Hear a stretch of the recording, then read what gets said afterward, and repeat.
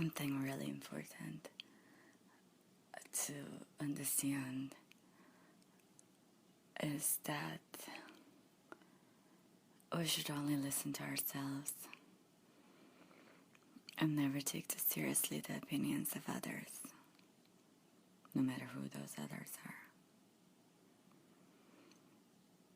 And once this really clicks and we feel it and we comprehend it, then we truly start living. There are a lot of things encoded in our DNA, and let's not forget that before we lived in tribes, and our survival was dependent on being in the tribe. So this is still deeply embedded inside of us. And a lot of times when we feel an inner impulse, sorry, there goes an inner impulse. So a lot of times when we feel an inner impulse to do something, if that something is not in accordance to anything anyone else has done before, or what is considered acceptable and appropriate in the culture that we live in, we tend to stop ourselves because of what will people say, what will people think, what if they exclude me, what if they don't love me anymore, what if they reject me. And that fear of abandonment and rejection is deeply embedded inside all of us. And it's something that needs to be dealt with so we could actually begin to truly live.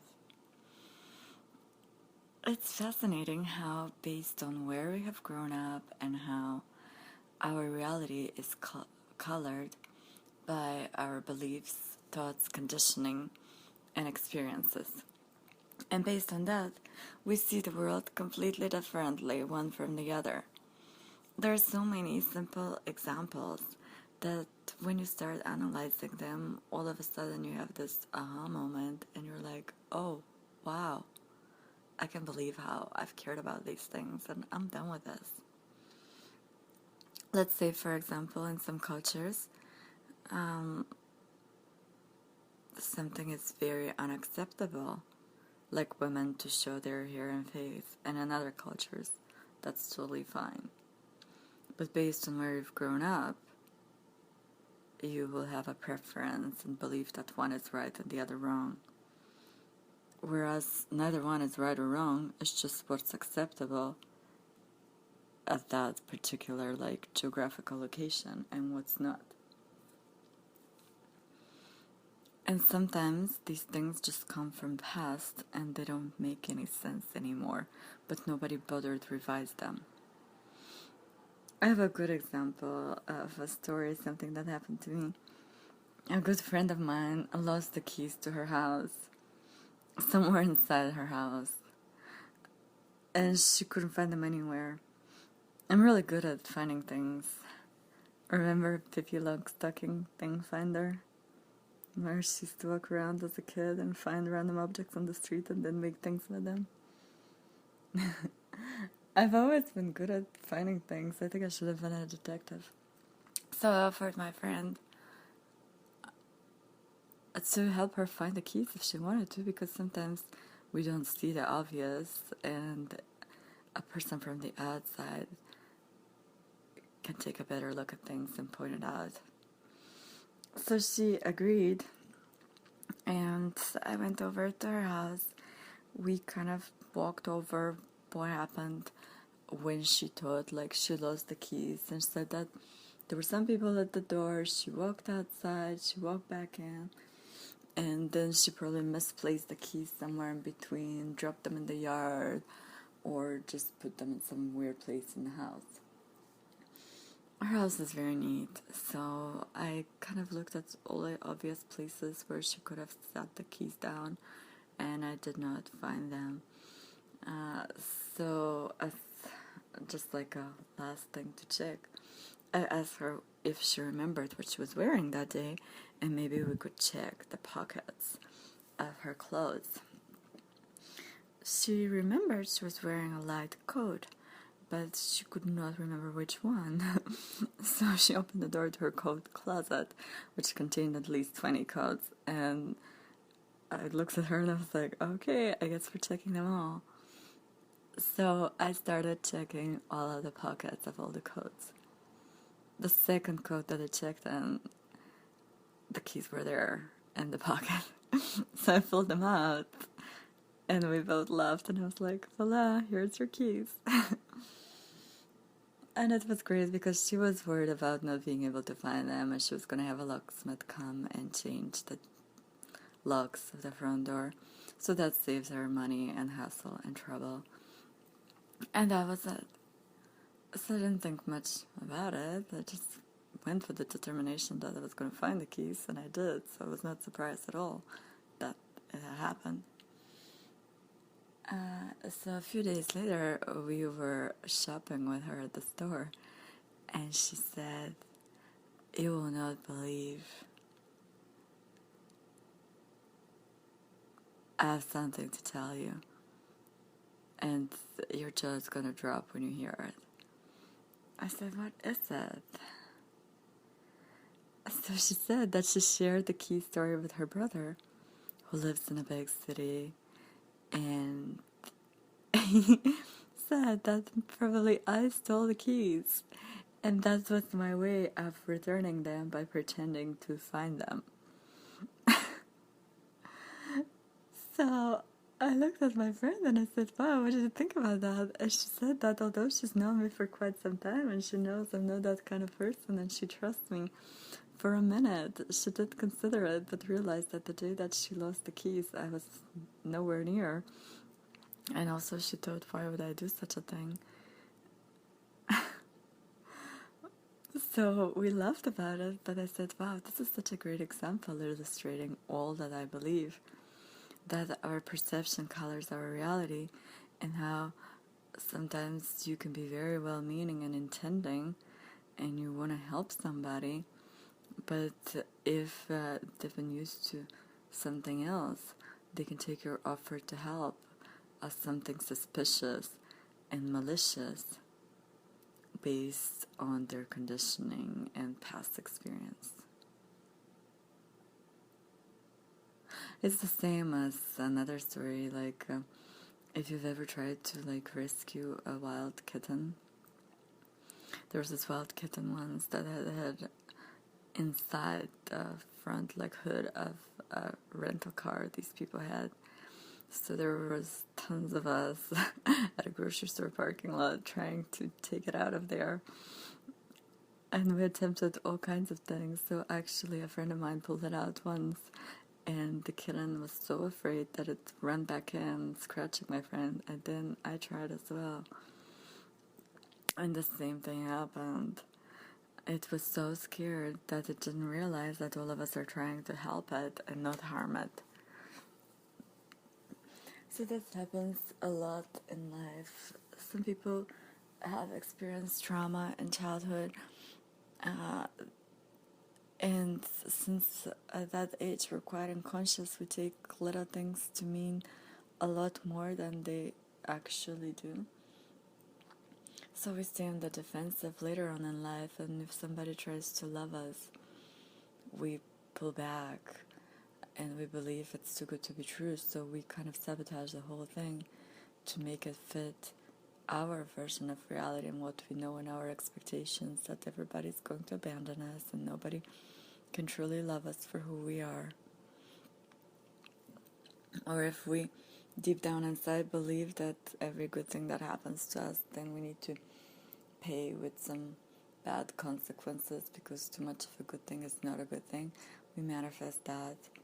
So truly, everything is conditioning. You can be doing great things, but if somebody is seeing through different color glasses than you, they will take your offer to help and do good as something bad. So that's why it really doesn't matter what people think of you and about you. All that matters is what you think and believe. Because everybody's going to have a different opinion like the story of the man and the woman and the donkey. So there was a man and a woman and a donkey, and they were passing through a village, and the woman was riding the donkey, and the man was walking like alongside. So everybody in the village started laughing and said, "What a stupid man! Look at how his woman is like commanding him." And you can tell who wears the pants in that family. So in the next village, they switched roles, and when they were passing through, the man was on the donkey, and the woman was walking alongside it. So everybody in the village was, "Look at that man, how could he do that? The poor woman needs to walk, and he's riding the donkey. What a selfish bastard." Whatever. So in the next village, what they did was both of them got up on the donkey. So everybody was like, "Look at these people. How could they do that to the poor donkey? It can barely move underneath the weight of both of them. What barbarians." So the man and the woman didn't know what to try next. So in the next village, what they did was both started walking alongside the donkey. And everybody was like, "Such stupid people. They have a donkey, but nobody's riding it, and instead they're walking with it. How could this be?" So you see, no matter what you do, there's gonna be somebody that's gonna be rubbed off the wrong way by what you're doing. Not because of who you are and what you're doing, but because of who they are and what they've experienced. So nothing people say or do has anything to do with you. It has everything to do with them. And what people say or do reflects who they are, not who you are. And when that really sinks in, you realize that nobody actually can truly understand you. And the people that come close to understanding you will be people that have a view of reality that resembles yours. And with some people, you'll be so far apart that there'll be no common language, pretty much, because no matter what you do or say, they're going to take it not how you meant it. And this can be a little sad, but also very liberating, because actually it's nobody's business to understand you. That's your own. And when you understand yourself, and when you realize that instead of looking to the outside for clues of who you are and who you should be and what you should do, you have all the answers encoded within yourself. Then it's when life really gets interesting, because you're on the journey of understanding your own beautiful self and what you're here for.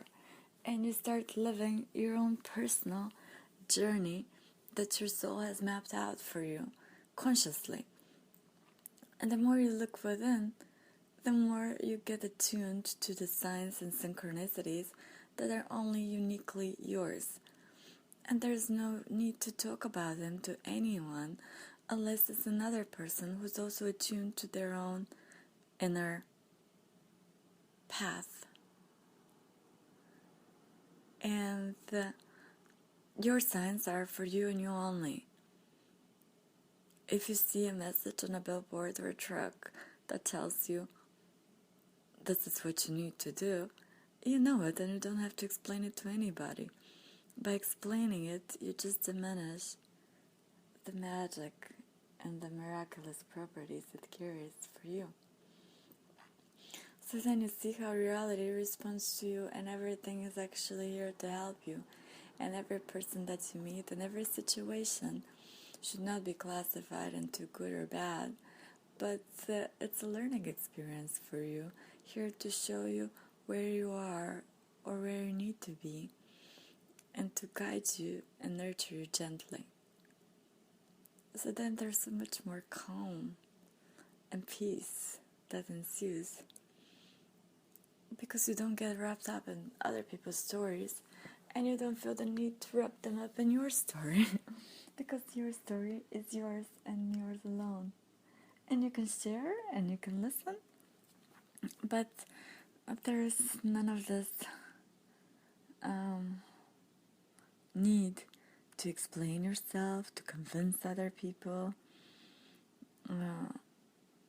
If you're just following what you need to follow, and if you have a period of stillness and everybody's trying to get you to do things, you politely decline and say, I'm actually good right now, thank you very much. Or if you have a period of where you need to be doing a lot and traveling and moving and making choices that seem irrational and reckless, again, you can listen to everybody's advice that comes out of love, but is colored by their own fears and conditioning. And you can politely thank them, take what resonates, and leave the rest. And when you need guidance, you ask of no one else but yourself, and guidance appears.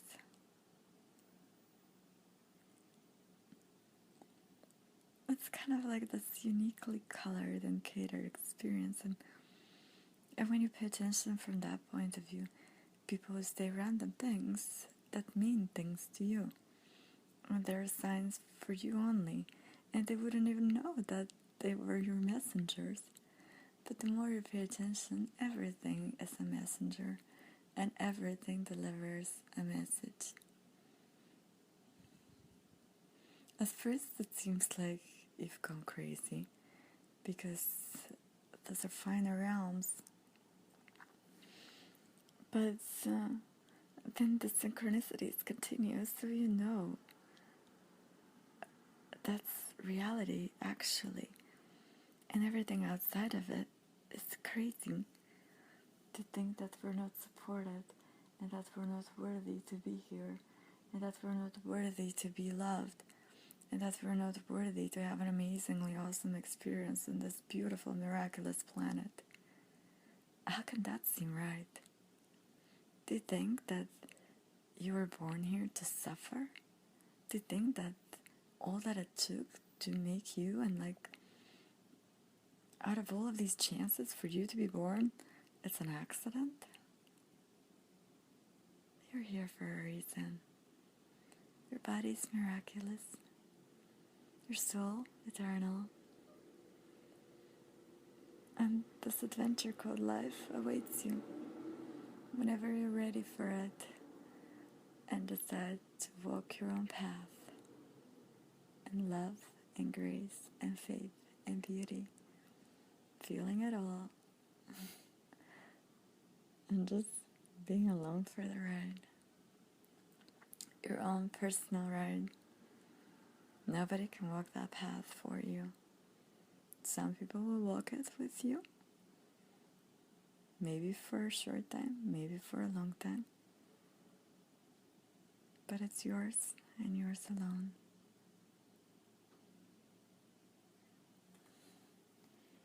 Enjoy that dance.